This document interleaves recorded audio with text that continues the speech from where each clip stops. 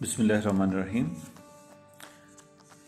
Well जी, आज हमारा जो टॉपिक है डिस्कशन का वो है आपका ओ लेवल्स का जो पेपर है अकाउंटिंग का 7707 उसका फोर्थ पॉइंट जो आपका कोर्स कंटेंट है number 4 and that is books of prime entry. तो इस पे हम लोग जो है ना बात करेंगे। तो बुनियादी तौर पे आप लोग ये तो जानते ही हैं कि आपके जो बुक कीपिंग का प्रोसेस है वो बुक कीपर जो है ना वो करता है, जिसमें जब बुक कीपर के पास जो डॉक्यूमेंट्री एविडेंस आता है, जैसे हमने प्रीवियस वीडियोस के अंदर बात की, जो कि आपका टॉपिक नंबर जो है ना वो 3 था और उस पर 2 वीडियोस अपलोड हो चुकी हैं। अब ये 4th जो टॉपिक है आपका बुक्स ऑफ प्राइम एंट्री, उसकी हम बात कर रहे हैं। तो उसमें हमने ये डिस्कस किया था कि डॉक्यूमेंट्स कौन कौन से होते हैं, राइट। तो कौन जो है ना ट्रेडर, उसका कस्टमर है और सप्लायर है, 3 लोग इसके अंदर थे। और उसमें कौन सा डॉक्यूमेंट कौन सी पार्टी जो है ना वो प्रिपेयर करती है। सो ये इसके लिए आप वीडियो वो देख सकते हैं। अब ये है कि वो जो डॉक्यूमेंट्स हैं उसकी बेस पर जो बुक कीपर है उसका प्राइमरी टास्क ये है कि वो सबसे पहले वो जो फाइनेंशियल ट्रांजैक्शन है बिजनेस की उनको रिकॉर्ड करे। तो जहाँ पर वो स्टार्ट में उस एंट्रीज को रिकॉर्ड करेगा, प्राइमरीली जहाँ पर वो रिकॉर्ड करेगा उन बुक्स को बुक्स ऑफ प्राइम एंट्री कहते हैं। तो इसका कॉन्सेप्ट थोड़ा सा ऐसे समझते हैं, जैसे आप अकाउंटिंग भी पढ़ते हैं, इकोनॉमिक्स भी पढ़ते हैं, इंग्लिश भी पढ़ते हैं, मैथ्स भी पढ़ते हैं। तो हर क्लास वर्क के लिए और होमवर्क के लिए आपने सेपरेट नोटबुक लगाई हुई है। तो जब भी कोई टीचर आपको जो है ना कोई टॉपिक करवाते हैं तो आप वो नोटबुक के अंदर अगर उसको लिखेंगे, नोट करेंगे, तो बाद में आपको आसानी होगी रिवीजन करने के टाइम पे। ऐसे ही बुक कीपर को बहुत ज़्यादा आसानी होती है जब उसने जो फाइनेंशियल डाटा है वो लेजर्स के अंदर पोस्ट करना होता है। तो लेजर का टॉपिक आगे आने वाली वीडियोस के अंदर हम डिस्कस करेंगे, जब ये बुक्स हमारी ख़त्म हो जाएंगी और उसके बाद हम उसे डिस्कस करेंगे। तो बुक्स में से वो फिर डायरेक्ट जो है ना वो लेजर के अंदर रिकॉर्डिंग कर लेता है। तो आपका टॉपिक हमारा जो है ना वो है प्राइमरी बुक्स का।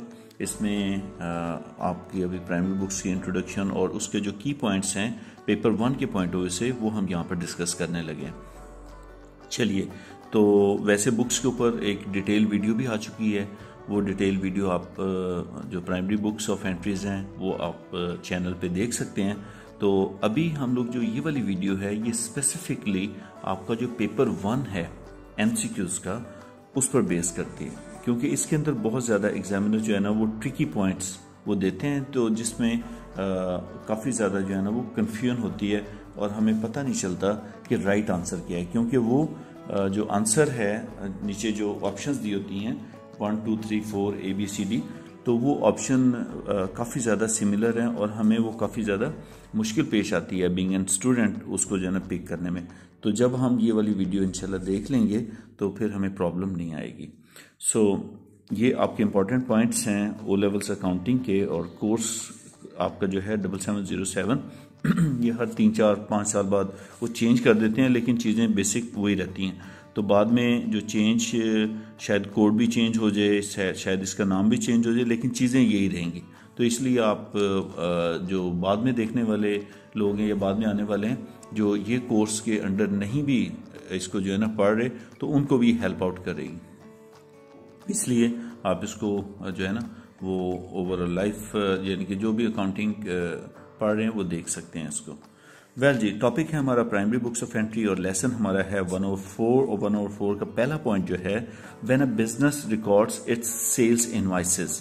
तो ये तो आ गया आपका सेल इनवॉइसेस, आपके डॉक्यूमेंट्स आ गए, इनको जो रिकॉर्ड करना है और वो कहाँ पर करेंगे, सेल इनवॉइसेस को वो करेंगे सेल्स जर्नल में, right, at the end of month.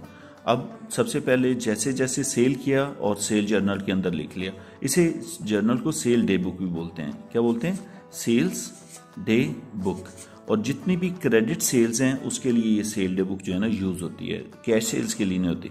Okay, तो सेल की जो इनवॉइसेस हैं उनको इब्तदाई तौर पे सेल जर्नल में लिखते हैं और जब आपका मंथ एंड हो जाता है और उससे फिर आप, क्योंकि ये जो सेल जर्नल है ये पार्ट ऑफ डबल एंट्री नहीं है, तो सॉरी, तो बुक कीपर क्या करेगा, बुक कीपर ये करेगा कि जब मंथ एंड हो जाएगा तो वो अपनी सेल जर्नल का जो टोटल है उसको डबल एंट्री के अंदर कन्वर्ट करेगा, यानी कि लेजर में पोस्ट करेगा। तो एक तो सेल्स अकाउंट के अंदर एंट्री होगी, सेल अकाउंट आपको पता है इनकम है, और जब वो रिकॉर्ड करेंगे तो सेल अकाउंट को क्रेडिट करना होगा बाय द टोटल, ऑलराइट। और उसके बाद जो भी सेल के इनवॉइसेस हैं उसके मुताबिक उसको जो है ना वो क्रेडिट कर लेंगे। और डेबिट किसे करेंगे, जो इंडिविजुअल जो डेटर्स हैं आपके कस्टमर्स हैं उनको डेबिट कर देंगे इसके अंदर, right. When a customer received a credit note, okay, customer जब क्रेडिट नोट जो है ना वो रिसीव करता है, क्योंकि क्रेडिट नोट का मतलब है कि ये जो ट्रेडर है उसने कस्टमर को जो है ना वो सेंड किया है क्रेडिट नोट, और कस्टमर क्या करेगा उसको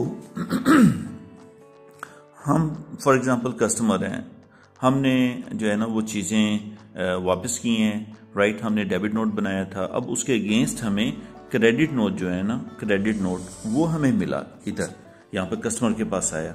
अब बीइंग एन कस्टमर हम क्या करेंगे, राइट, नोट ही रिकॉर्ड्स, अब कौन रिकॉर्ड कर रहा है, ये कस्टमर मीन कि हम हैं इस टाइम पे।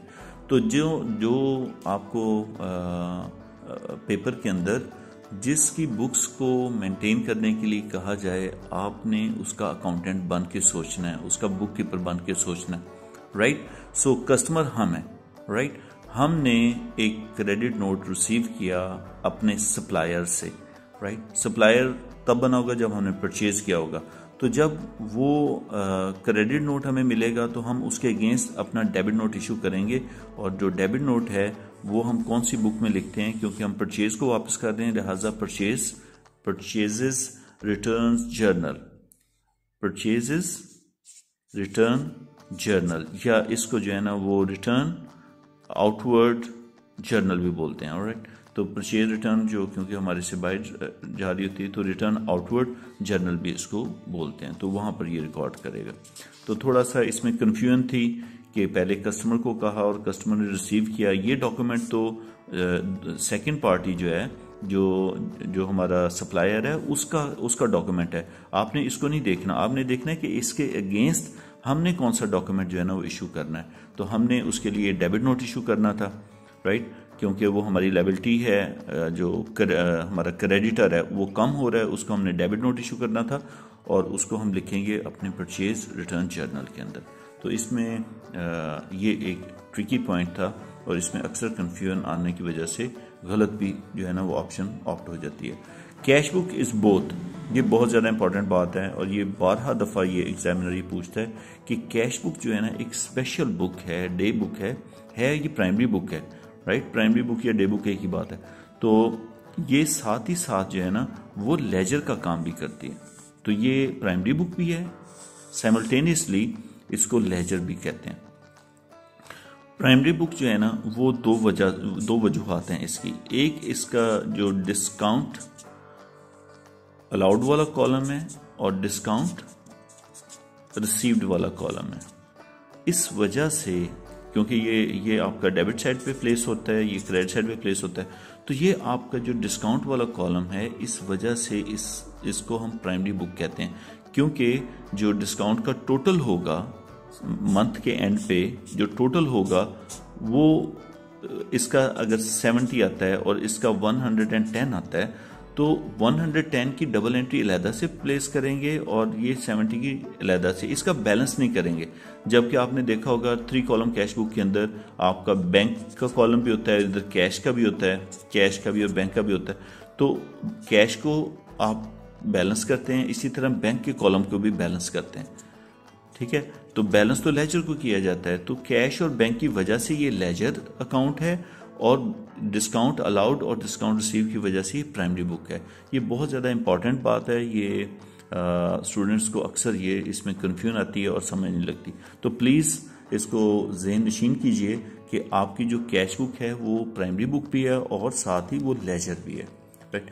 अब नेक्स्ट चलते हैं हम पॉइंट की तरफ। और आज की वीडियो के ये 2 और पॉइंट हम डिस्कस करेंगे। ये थोड़ा सा पेज हमारा गंदा हो गया है, वो उसकी वजह से अब मैं जो नेक्स्ट वीडियोज़ हैं वो मैं आपको बाद में बताता हूँ कि नेक्स्ट हमने क्या करना है।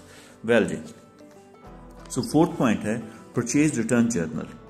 अब परचेज रिटर्न जर्नल आप मेंटेन कर रहे हैं और आपको पता है कि कौन सा डॉक्यूमेंट इसके अंदर यूज होता है, और साथ में इसको परचेज रिटर्न को क्या कहते हैं,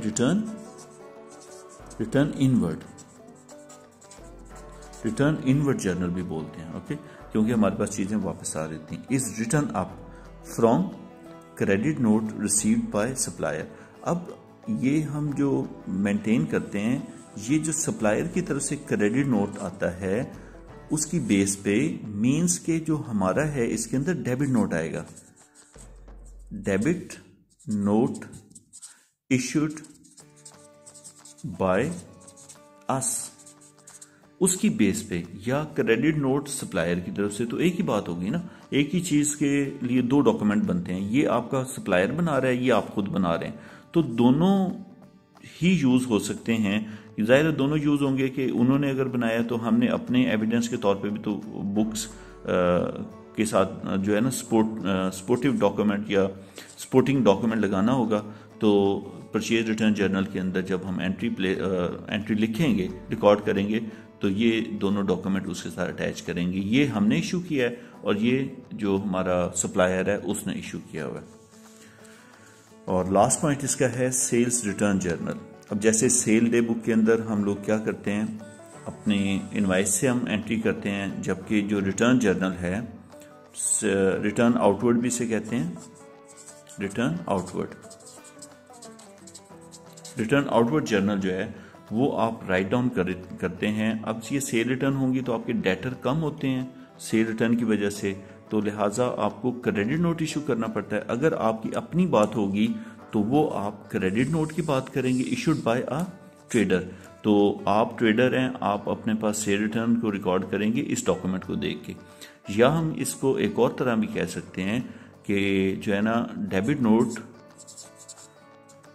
नोट रिसीव्ड फ्रॉम कस्टमर, तो डेबिट नोट कस्टमर से जो आएगा उसकी बेस पे भी हम इसको कर सकते हैं।